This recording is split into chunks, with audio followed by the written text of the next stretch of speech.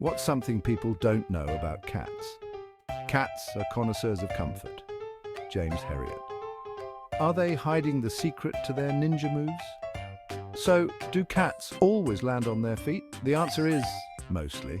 Cats have a built-in balancing system called the righting reflex. This allows them to twist their bodies mid-air and land paws down, but hold your whiskers, it's not a guaranteed trick. Kittens under 6 weeks old, they haven't mastered it yet. Also, if a cat falls from a really short height, they might not have enough time to flip. And believe it or not, cats falling from higher places can sometimes land better. They spread their bodies like flying squirrels to slow down. So next time you see a cat take a tumble, remember they're not just lucky, they're built like furry little acrobats. But let's keep them safe, okay?